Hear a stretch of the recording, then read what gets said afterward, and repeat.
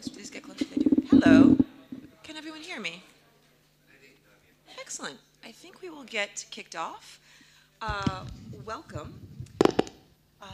Just a little bit of an indication of how I thought we'd take today's conversation. I'll give a quick reminder about what the panel is about, and then I'll introduce our guests. I'll ask each of them to do a pretty quick intro and overview on the topic that we're chatting about, and then conversation between us, and then we'll leave plenty of time at the end for questions for you all. Also, while this is seeming very regulated, I am encouraging my guests to jump in on whatever question I ask any of you. If someone else thinks you're better suited or have something pressing to say, just jump in.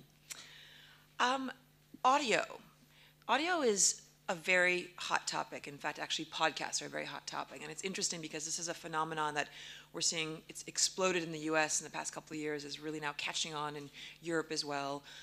If it was already on the rise in recent years, it is sort of reaching peak now potentially, and that actually might be one of the questions we'll discuss is, are we peak podcast? But we're seeing them, especially when it comes to news podcasts and dailies, launch everywhere. Obviously, who has not talked about the New York Times' daily, but also the Wall Street Journal is about to launch one, the Washington Post is launching one, the Guardian, BBC, different shows in different formats, Ekstrabladet in Denmark, Sweden.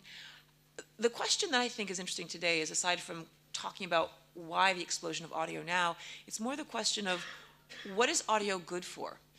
What should we make of it in newsrooms? How can we use it? How is it good for our audiences? How is it good for our businesses? And also just how is it good for journalism? So a little bit podcasts why, but also podcast what for is generally the topic today. I should probably introduce myself. I am Renée Kaplan. I'm, excuse me, head of new content strategies at the Financial Times. To my left, Nic Newman, who is research associate at the Reuters Institute based in Oxford. Mukul Devichand, who is probably got one of the more interesting titles on the panel. He is the head of, excuse me as I'm reading this, he's the executive editor for Voice and AI at the BBC, and has actually had lots of interesting roles before that at the BBC as well. And finally, Olle Zachrison is head of news and current affairs at Swedish Radio. So we have a kind of nice array of research and different kinds of publishers, both traditional broadcast and print. Nic, do you maybe want to kick us off with your thoughts about whence podcasts and what for? Sure. Thanks, Renée. Good morning, everybody. I'm really excited about the potential for publishers, but also personally. So I started my career in radio. I spent 15 years working for the BBC as a producer, presenter. I absolutely love audio. I think it is the most amazing medium. It's pure, it's authentic, it's informal, it's incredibly easy to use, and of course it's perfect for multitasking. And yet, for sort of 20 years, it was kind of locked up inside the internet, and we couldn't get it out. And I think that's really what has changed. The internet was just really bad. It could store it, but you couldn't get at it. There were no players that allowed you to use it in the way that it was designed. And now you have these amazing personal devices with huge amounts of storage on it, much more capacity, much better connectivity. And in the last few years, you've also seen these kind of things. So headphones that take a lot of the friction away, so wireless headphones that make audio much better experience. And I think it's that sort of combination really that is why we're seeing this big growth now. I think also you've got millions of new voice-activated devices going to people's homes. You've also got platforms piling in, so you've got Spotify and Google for different reasons getting interested in podcasts. And I mean, just going back to these, I bought these in November, and my personal listening habits have changed enormously. So I maybe listen to a couple of podcasts a week. I now listen to probably around 20 podcasts a week, and that has displaced other things. There's additional time, but it's also displaced other kinds of media for me personally. The research that has been done suggests that podcasts in the UK, for example, Ofcom say podcasts have grown in the last 5 years, doubled in the last 5 years. Ovum just produced a report saying they are likely to grow by 600%, so 6 times in the next few years. Our own research suggests that across Europe, potentially around 20% of people have consumed a podcast monthly from the Digital News Report. Maybe a bit of overclaim there, but growing.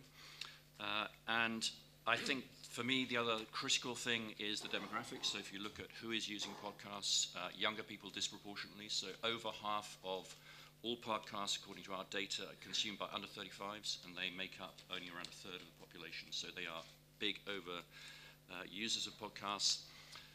And why is that happening? I mean, the young generation love the choice. They love the ability to select the media they want when they want it.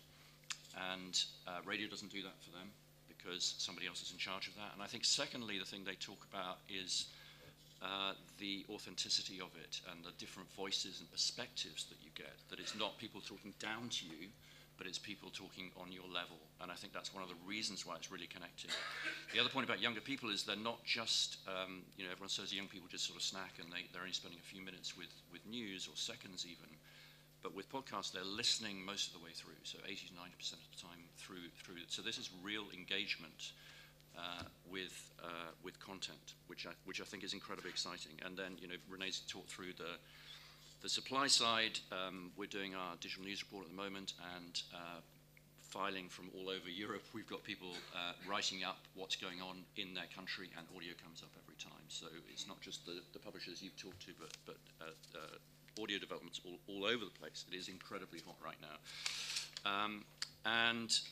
I've talked about the exciting thing. I've talked about the reason why I think we haven't reached peak podcasts from the demand side. Obviously, and we'll talk about this later, there are lots of problems as well, and chiefly monetization and platforms.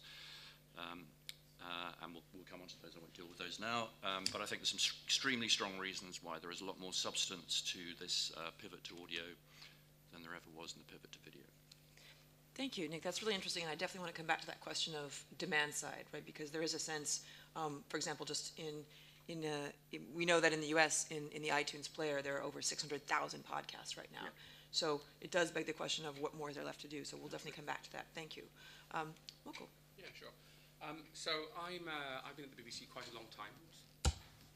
I've been at the BBC a long time, but not long enough to work out how to turn on my microphone. But thank you. I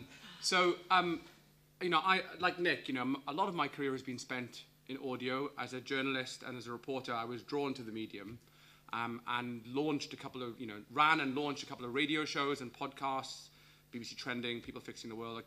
Early podcasts that became reasonably popular, I think. And now doing this kind of new job in voice and AI. And what I'd say is, I think the story of digital audio can almost be split. Like a good way to thinking about it is the story of the internet itself, right? Like the way the internet has changed media consumption. So if you start with kind of Web 1 with platforms, audio has got a place, but it's not changing very much. Okay, so radio stations are able to offer you a live stream of their station, but not much is really changing. The phase that I think we're in now, which is kind of the mobile and kind of platform age, has seen some significant changes, and I think it's actually not dissimilar to the so-called pivot to video and the dynamics around video. So what I mean by that is podcasts are not radio, although people in the BBC don't often always realize that. In the same way that online video is not television. However, I think it really depends where you're coming from in the sort of news industry. If you're, I'm not from a newspaper, but I guess if you're a newspaper, they're not podcasts aren't as expensive as video, but they're not cheap. But what they do offer is a way for you to create, audio is just a much livelier, richer experience than reading. I mean, in some ways, so you can actually hear people's voices. You can get their personality. So that's a great thing to be able to offer to people. Possibly if you're a newspaper, to allow a connection with your brand. or with your newsroom, and maybe draw people back into the core product. But I think from a broadcaster's point of view, what's exciting about podcasting is really about the type of audience you can reach. So for the BBC, a lot of our focus is on younger audiences. And then as a producer, you're thinking about the different aesthetics of it. So let me take some examples. Some of the stuff that we put out, BBC Trending, or something like Brexit Cast, which is quite popular right now. It's about Brexit. Yeah, what's up with Brexit? You said it. You said the B word. Listen to Brexit Cast. But, there's a different creative aesthetic there, okay? There's an informality. Why is there an informality? It's because of one very simple thing, which is duration. If you're used to making radio programs, people will say, well, you've got 4 minutes, 30 seconds. But if you've got a podcast, it's like you've got as long as it needs. And that changes the game creatively. And also, I think, the democratic access to the medium, okay? So not unlike YouTube, all sorts of people can publish podcasts. So that creates a kind of a different aesthetic in the listening experience and relaxes it a bit. So as broadcasters, we're no longer like God speaking to the world, where everybody's a broadcaster. So I think that's the dynamic around podcasting right now. Just like the so-called pivot to video, there's also the dynamic of where you publish these things and the sort of way that you have to rely on platforms. And I think that causes a little bit of a risk for broadcasters because your access to the audience is a bit mediated. What I'm working on now is almost like the next internet, okay? So the AI internet. So you see that represented in smart speakers, which are growing enormously. At least a fifth, probably more like a third of American households have them. Not that dissimilar in the UK. What is audio going to be in those environments is actually still very much unclear. But the way those technologies work is you don't just choose a program that you're going to listen to.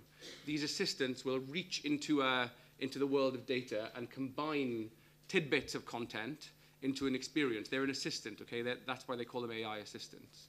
And so we are thinking about what that does to the creation of audio and other creation of other media, because it's not just audio alongside video, alongside metadata, alongside bits of text that combine to form the AI experience. I think for audio, we think it'll lead to shorter chunks of audio, not necessarily always cogent listening experiences, accessed in some kind of interaction model. And we're beginning to experiment with it. Just wrap up by saying 2 examples are we've done some experiments for children. That's not news, but worth listening to. And I've not spoken about this before, but as of next week, we're doing an experiment in India around the elections there. That will be in Hindi and creating bits of audio reportage that we will put into an interactive experience that will work on these devices. So we're beginning to understand how this is going to change, and there's a lot going on there. Yeah, thank you, Mukul. There are actually 2 things in there that I definitely want to come back to, and each of you will probably have some view on, what makes a podcast unique in terms of a form of storytelling. What is about it, but indeed, how is podcasting different from that more modular, atomic kind of audio that we're hearing a lot about, that many of you may have heard about yesterday. There was a panel from some of our Google peers here about that. So we definitely want to sort of come back to how actually, and Olle, you may be saying a bit about this, how we might be starting a conversation about podcasts, but actually we need to begin to talk about what all the kinds of audio that we can be getting in these devices is going to look and feel like. Thank you. Olle. Yeah, so I come into this from the perspective of a public broadcaster as well, the Swedish Radio, which is only focusing actually on radio and online.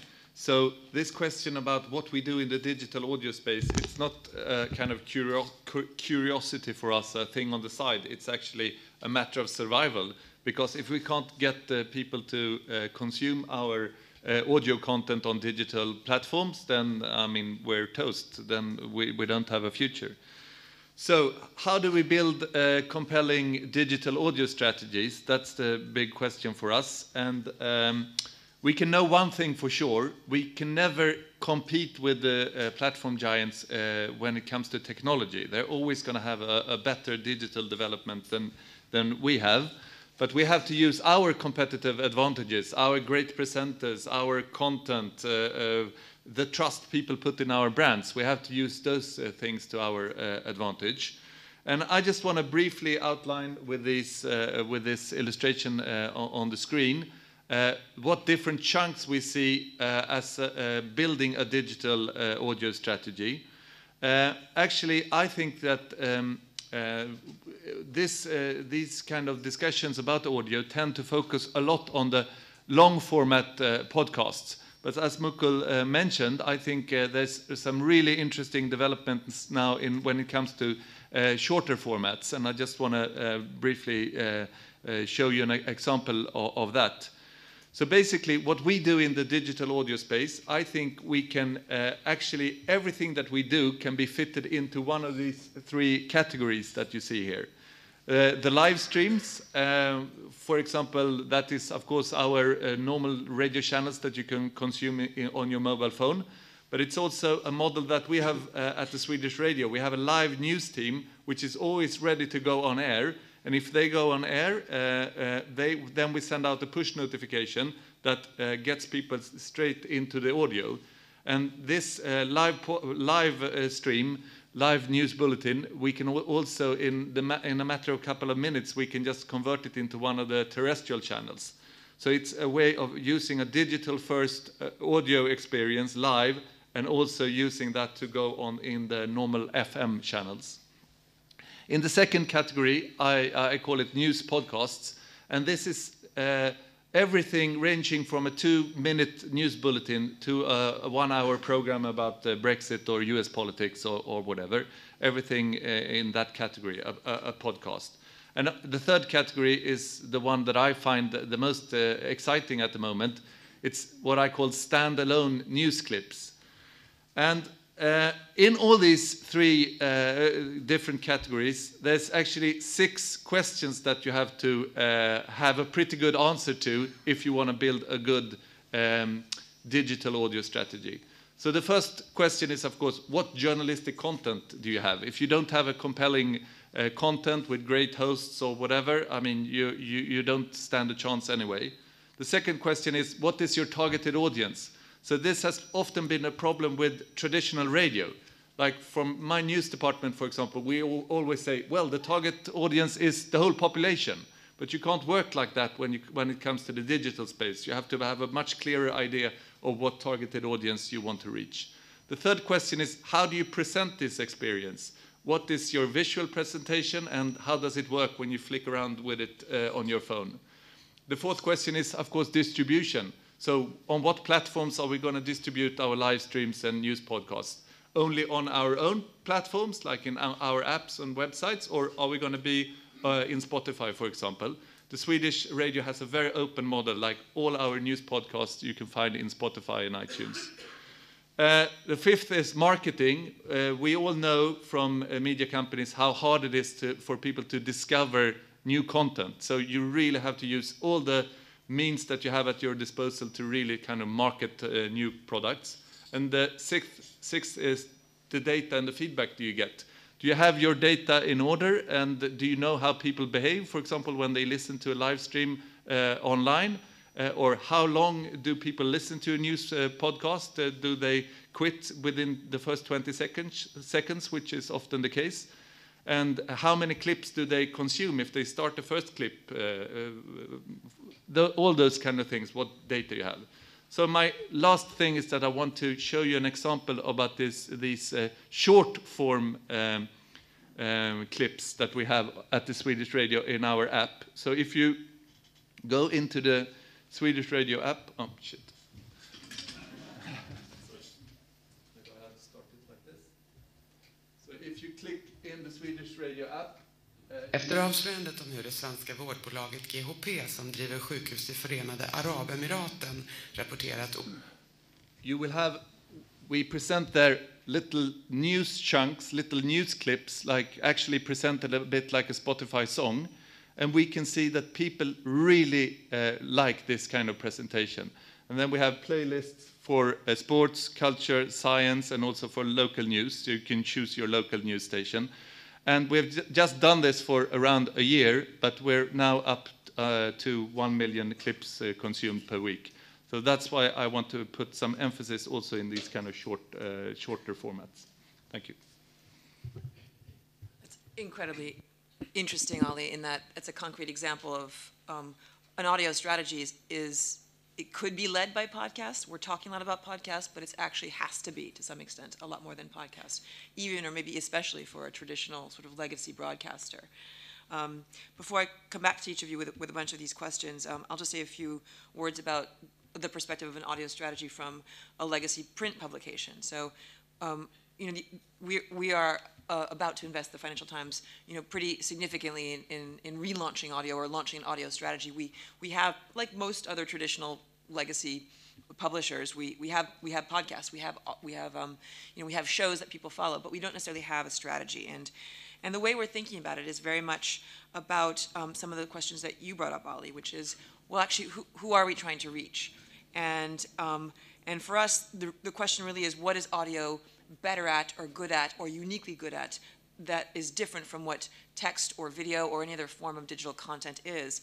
And from our perspective, it is uniquely good at doing that thing that you were saying, Mukul, which is it is about reaching audiences in a way that's much more intimate, that is potentially much more engaging, and that is uniquely good at creating loyalty. So what does this mean? That means that we're going to be thinking about creating some new shows, but some new shows specifically to target the U.S., specifically to target a younger audience, and specifically to expose people who might not otherwise be familiar with or find the Financial Times relevant to sort of discover it, but discover it in a way, as we've seen in sort of the mechanics of podcast listening especially, is it is something that you do by signing up for it. It is inserted into your feed. It is something that pops up in the device that you use every day. It is something that we're betting is going to be uniquely good at creating the kind of loyalty, which especially for a paid subscription business like the Financial Times is indispensable for our business. So we really are thinking about audio, and in particular podcasts, as a strategy to grow new audiences, but also to grow a new kind of audience that will be a loyal one. And that's a way that actually is much better than text, and even frankly much better than video, just because of the mechanics of consumption of podcasts.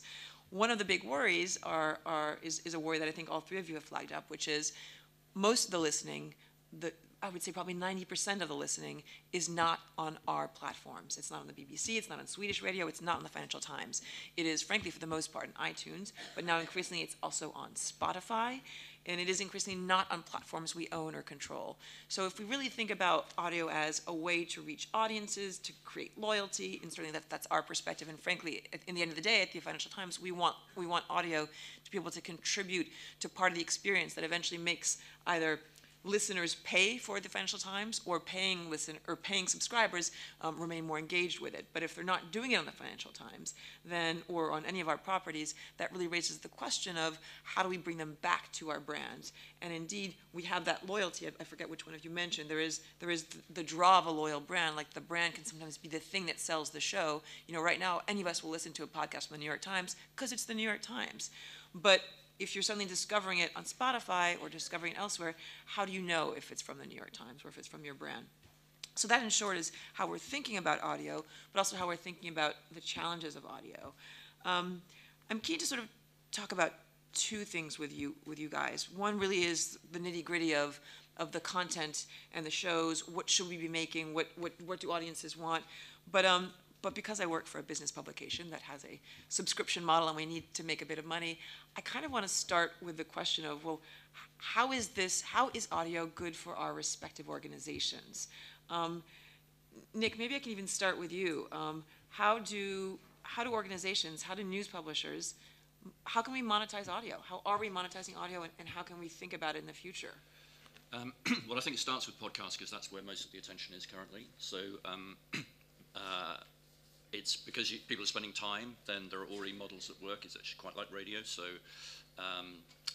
advertising is already an established way of doing things for live radio, but also for podcasts.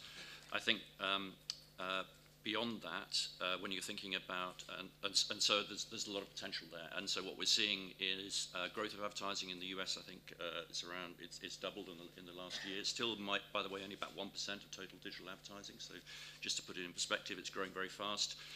in Europe and in small countries, it's much more difficult to get sort of advertising models or sponsorship models, but advertisers are getting interested. So that's kind of where the opportunity is today. I think if you look at other forms of audio, such as atomized audio or short audio, or if you ask a Google speaker something or an Alexa, you're going to get something back. You can't monetize that with advertising. So there's a lot of questions there about how we're going to do that, whether platforms are going to have different models, whether they have to pay publishers to produce answers to questions if audio is being atomized in some way. But I think going back to podcasts, what we're really seeing at the moment is a lot of those are free, advertising supported, and we don't really have this sort of sense of paid podcasts, or how does it fit in with the subscription model. I think that will come. Or membership models. Or membership models. And I think that will come. I think the platforms will enable that. But as you say, the platforms are going to have more power, because so much of this is going to be consumed on third-party platforms. That's how young people are accessing audio. They're accessing through Spotify. That's how they're going to come across it and discover it. They have amazing discovery mechanisms. So that is definitely the challenge, the monetization and the platforms and how they come together. So the discoverability, oh, thank you, sorry. And just yell at me if you can't hear me. The discoverability is a big question, right? And I'm question first for Olle and then for Mukul about that, the issue of, look, you guys both work for public broadcasters. Making money is not actually what you need to be doing. You need to be getting something else out of audio. But one of the things you're worried about is how you can be getting something out of audio if it's being consumed elsewhere. I know, Olle, you mentioned that you're the Swedish broadcaster, and yet one of the things you're really worried about is Spotify. Yeah, but first, if I may, I can just say, because I have a newspaper background myself, and I can just say one thing, interesting thing that I find interesting about the papers, because we see that quite a lot of the big Swedish papers are doing big efforts into audio now. Of course, they're doing some podcasts, but they're also doing audio articles that you can actually have your article read by an actor or a synthesized voice. And they do several other things, like interview formats. When they do big interviews now before the EU elections, they interview all the top candidates in an audio format, but they also use that interview to make an article. And the thing is, when we look at their numbers, we've been laughing at them, because maybe 5,000 people would listen to a thing like that. So we're like, why do they make this effort when so few people are consuming it?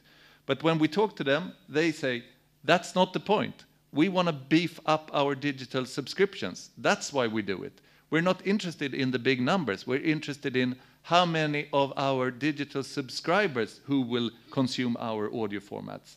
So everything about a lot of the efforts that they make into digital audio are actually to sugar up the digital subscriptions and to put those kind of features behind paywall. So that is maybe a way of monetizing on this. Sure.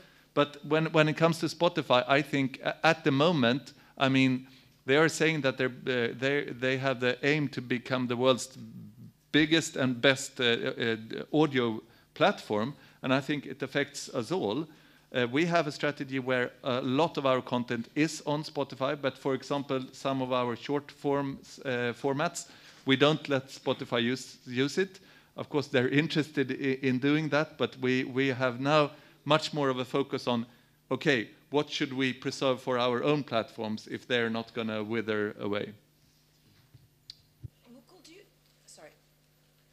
you want to jump in on that, either on Spotify, or actually the question of what can organizations, what can publishers get out of the audio, especially in some extent sort of podcasts, we get it, you can get revenue with advertising possibly, as Olle points out, for sort of subscription publications, it can actually be a really good way to give premium content or extra content to subscribers, but what about that atomized content, the kind of modular stuff that we're all hearing a lot about, that Google's increasingly interested in working with publishers to produce? What's in it for publishers and for news publishers? So I think a lot of questions in that. I think there are two broad things. Okay, one is quite exciting and fun and interesting to talk about, which is what are we getting out of this creatively, and what are we getting out of it for our organization? And in terms of audience acquisition, okay, reaching the people we want to reach. I'll talk about that. There's a second question, which I think is buried in there, which is a much more difficult question, and I think applies if you're a subscription publisher, or a revenue publisher in one way, but applies if you're a public broadcaster in a slightly different way, which is about the quality of the experience that you're able to offer to people. I mean, what do we put in the world for as a public broadcaster? You know, it's actually about creating a rich information economy, okay? Informing, you know, the public, you know, having a public square of some sort. So to quickly deal with those in order, right? So the creative and audience acquisition question is a really interesting one. You know, we know young people are listening to, it's very similar to digital video, I think. So you know young people are listening to podcasts, you know young people are hanging out on YouTube, you know young people are on Instagram or whatever. You know that the aesthetics of the way that stories are told have changed because of those platforms in an exciting and different way. So you're on there, you're making that kind of output, so that's a huge creative thing. How do you make that kind of output? How do you get, you know, Laura Koonsberg, the BBC political editor, to sound chill? I mean, she's quite easy to make sound chill, but, you know, or have what's called a sort of a gab fest type of format with a bunch of other correspondents, okay? That's interesting. You're sending a signal to those audiences that, hey, there is something for you creatively. You know, the last strand I edited was a solutions journalism strand, okay, people fixing the world. It was very popular on digital video and as a podcast because it reached that global sort of millennial audience who want to say about the world, hey, it's not just problems, there are solutions. And actually, you know, how can we kind of make the world better? Okay, so there's a kind of an aesthetic question, creative question, which is reaching those audiences, letting them know the BBC or your brand can play in that space, that it's not old-fashioned, and so forth. And then there's a question about whether they'll come back to be consumers of your wider products. And that's really interesting. And I think that's really, I just quickly say it, I think that's a really exciting question. So when we put Brexit Cast on the radio and now on the television, it's actually changing the nature of radio and television, right? So, you know, Brexit Cast is this kind of group of correspondents kind of having a bit of a joke, having a bit of laugh, but also talking about Brexit. And now it's on television. And it's showed television a new way of creating content. And that's helpful for television because it's kind of quite old-fashioned, you know. Am I allowed to say that? It can be quite old-fashioned, right? So it's quite exciting. So there's one really interesting creative question, which is about audience acquisition and how do you drive that back. There's a second question buried in there. I can come to that, or should we move on? Well, let's come back to the question that I buried in there. You're absolutely right. Thank you. Let's come back to the question that I buried in there. So do hold on to that, because I wanted to get Nic maybe to sort of talk a bit about what you were touching on, Mukul, about this, you know, podcasting, but in general audio, whether it's now these sort of more atomized bits or kind of playlist notion of consumption and on-demand consumption is changing storytelling, and frankly maybe is changing the way legacy publishers, whether they're public broadcasters or print publishers, are doing journalism.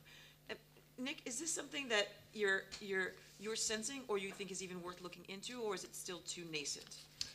Yeah, I think it's I think it's very nascent. I think it's particularly interesting how, as you say, you know, stuff that starts with that informality is now influencing other mediums and television.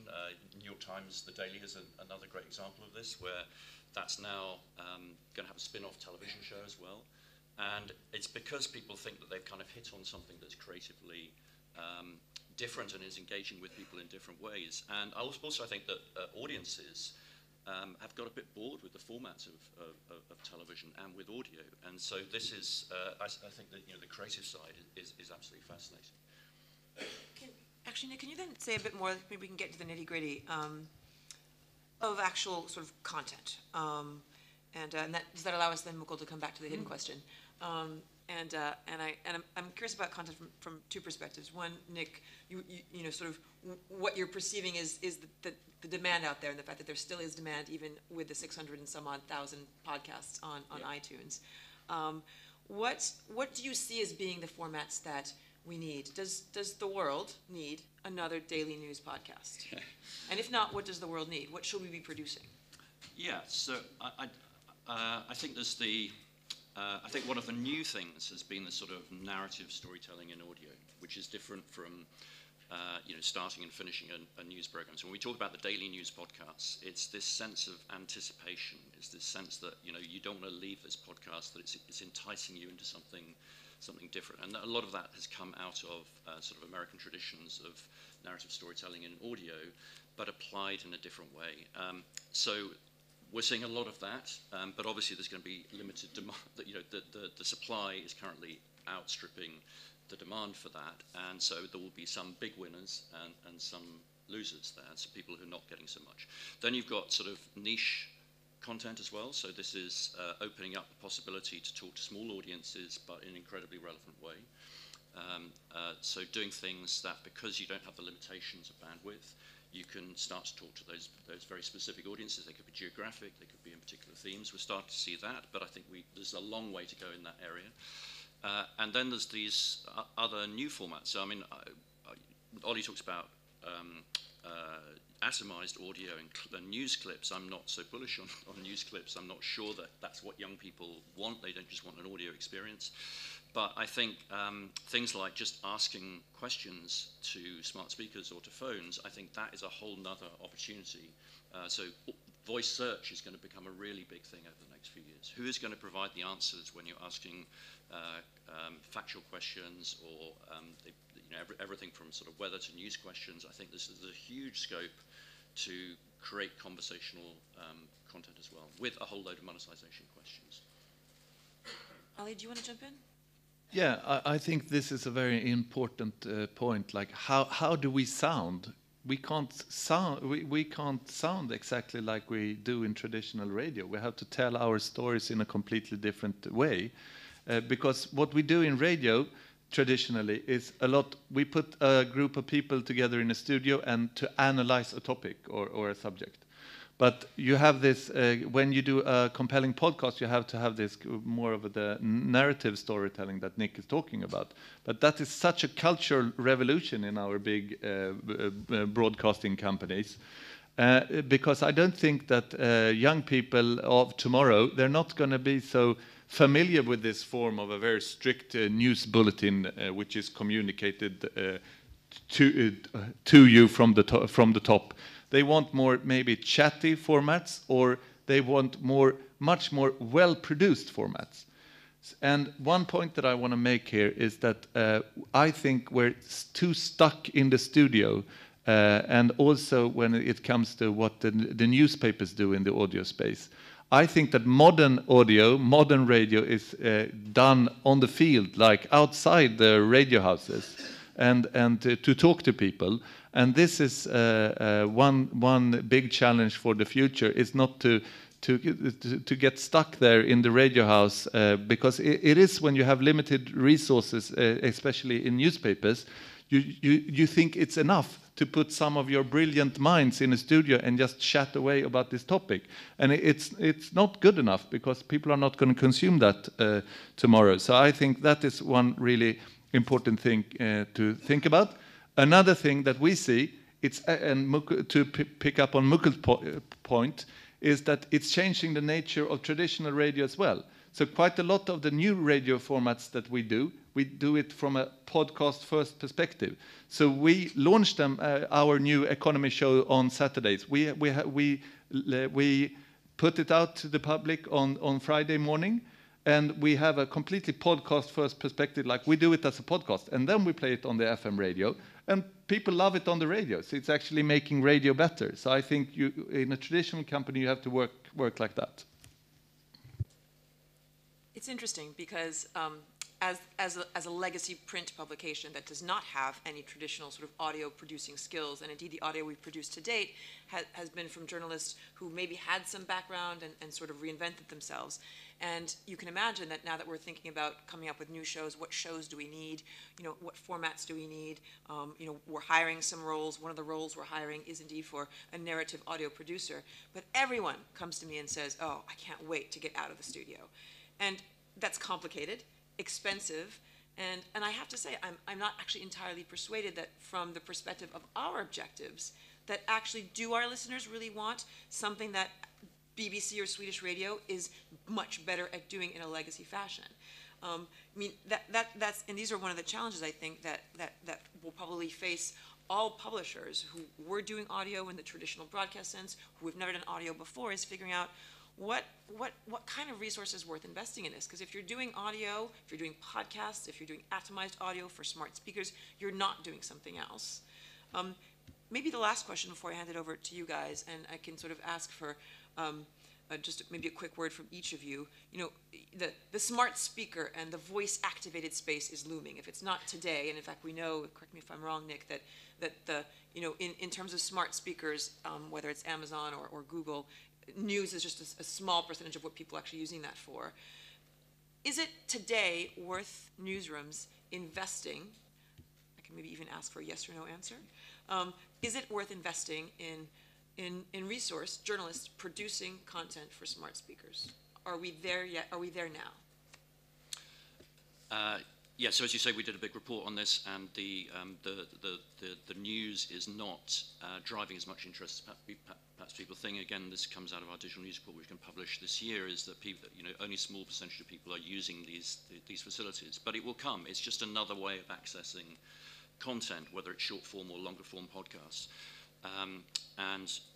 Again, you know, the speakers aren't necessarily the point about accessing podcasts, but the fact you can access them through podcasts means through these speakers means that it's going to be important. So yeah, I think smart speakers are going to be part of the picture, but we shouldn't get fixated on them. The real opportunity is all of these devices accessing this content. The one-word answer is yes. Yeah. Are actually BBC and Swedish Radio, are you guys partnering at all with Google on creating content? Well, we have developed an app for the Google Home, of course, and I think we have to be there. But it's not just for the smart speakers. It's also for our own app. Some of these new products that we're developing. So I think you definitely have to be there, but you can use the same formats on the several different platforms. And Mukul, how is BBC today? How is the BBC right now using some of those formats that you guys are experimenting with, the more digital, atomized formats? Sure. So on the Google Assistant in India, as of next Wednesday, we are launching a. This is a good example, and it's coming right quick. You know, it's the biggest democratic election in the history of the world, because the Indian election always is, and it's a really interesting opportunity, we think, particularly around voice activation in what in India they call vernacular languages, so not in English. So we are launching it based on the Hindi language NLP, natural language processing capabilities of the Google Assistant, with Hindi language content produced specifically for it by a team in India. And it's about I don't want to give away the press release because it's kind of coming next week, but watch this space. It's quite exciting, quite interesting. And I think in answer to your question, I think there are a lot of, you know, and coming back to the point that I vaguely raised earlier, when you come to this, it's not just about should we as a newsroom be doing this on another list of other things.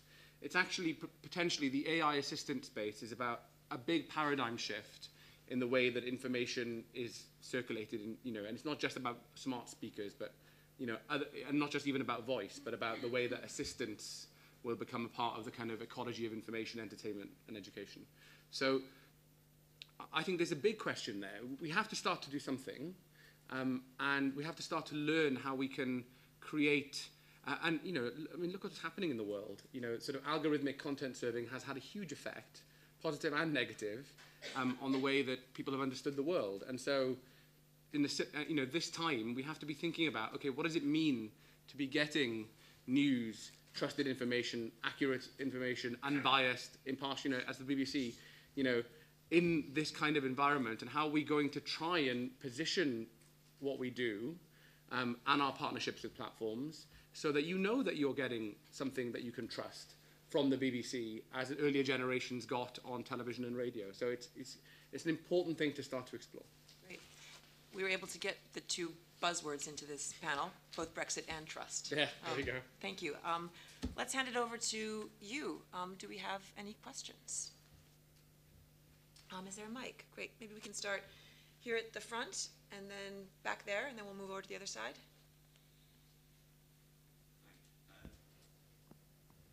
Hi. I've got two questions. The first one, I currently work for Bloomberg, previously a long-time colleague of Renée's at the FT. First question concerns integration with other things that an organization does. At the FT, it's always a problem when somebody is consuming media in other ways to expect them to then sit down and listen to a podcast for quite a long time. I discovered on moving to an organization which also has a legacy TV station and radio station that there is exactly the same problem, that it's very difficult to get people to treat audio as part of a mix with all the other media in a way that isn't true in my experience of video. How does one deal with that, or does one give up on dealing with that and just put out podcasts to fight for themselves in their own medium? And the second question that interests me is, we have the question, podcasts aren't radio.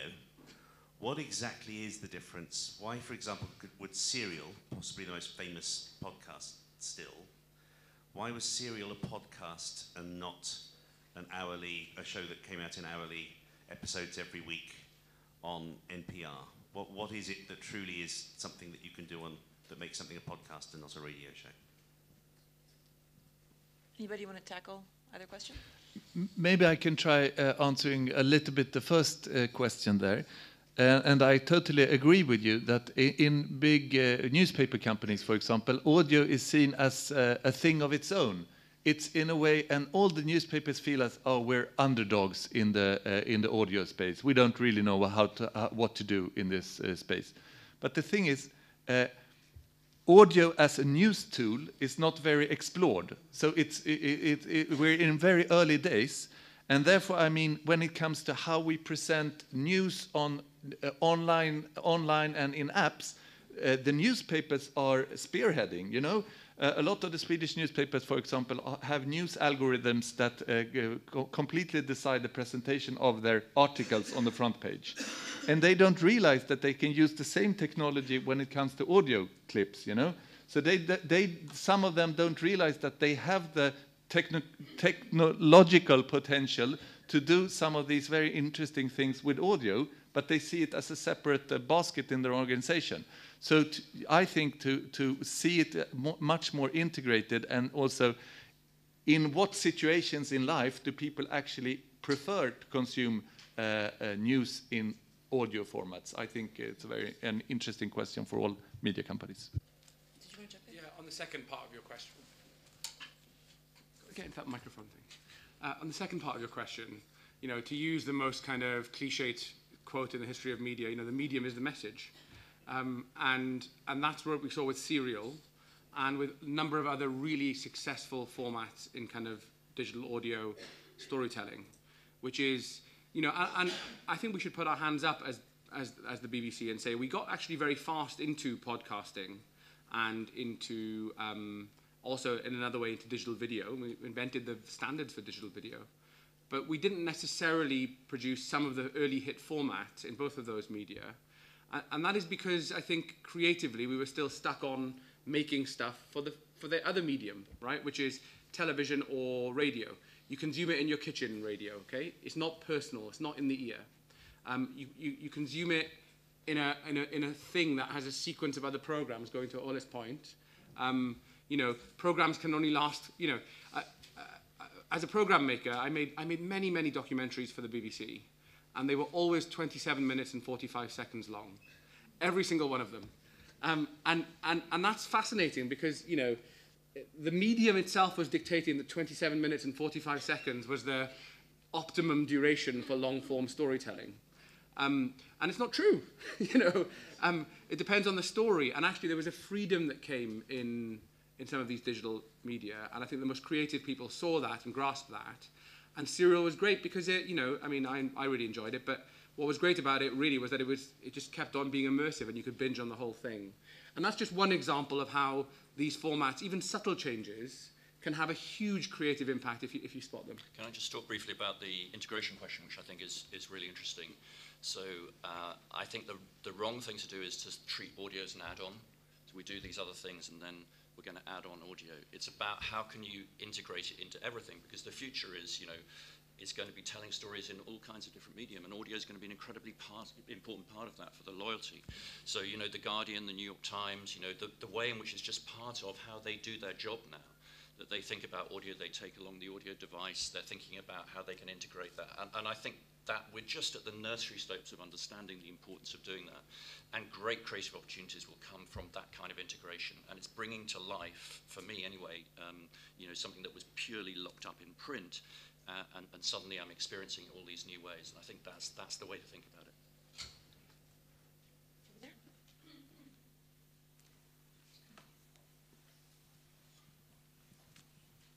Hi there, thank you for that. This is a question for Mukul and Nic. My name's Tony and I write for a quite a niche publication, and we have quite an older business audience. You had both mentioned that podcasts are really popular amongst younger audiences. So what advice or tips would you give to a publication that's aiming to launch a podcast for quite a more mature type of audience? For a more mature? Yes. Well, look, I think this goes back to a point that Olle made earlier, that one of the great things about digital platforms in general, and including podcasting, is that you can find your audience and you can give them exactly what they want, as opposed to, for example, in the radio, where you're kind of conscious that you're having to speak to everybody at once. And so I think, give them exactly what they would really want to listen to.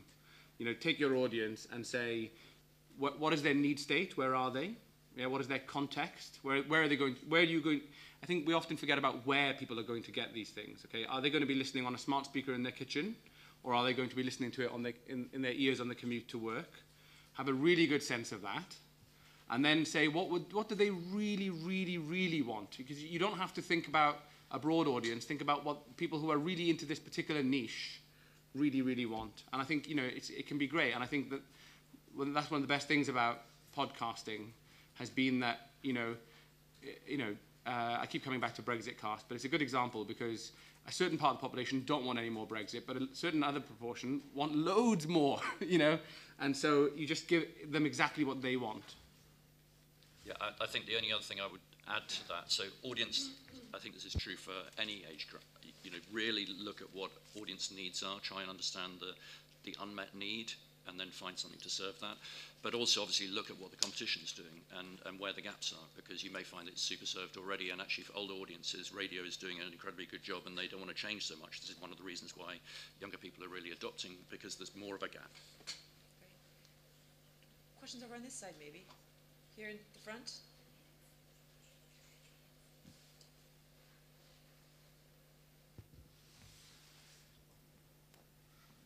I think we got a little bit lost in the monetization chapter.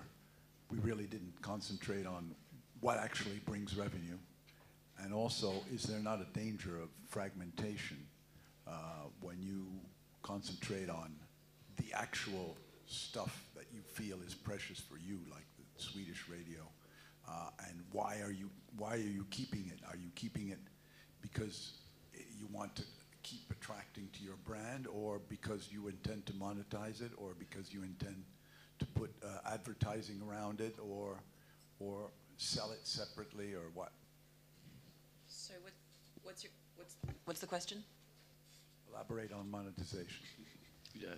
In our case, it's about the legitimacy of our whole company. If we don't have a very large audience, then we don't have a role to play as a public broadcaster, because we don't monetize like in numbers on the content like that.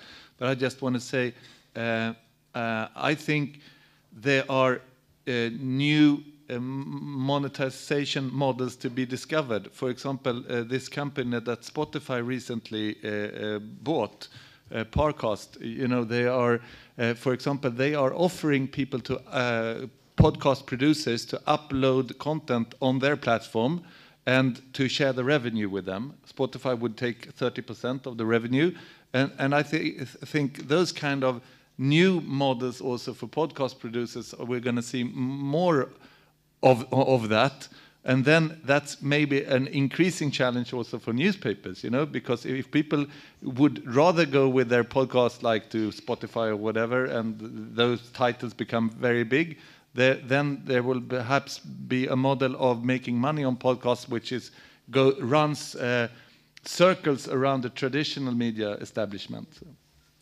And actually, this actually allows us to have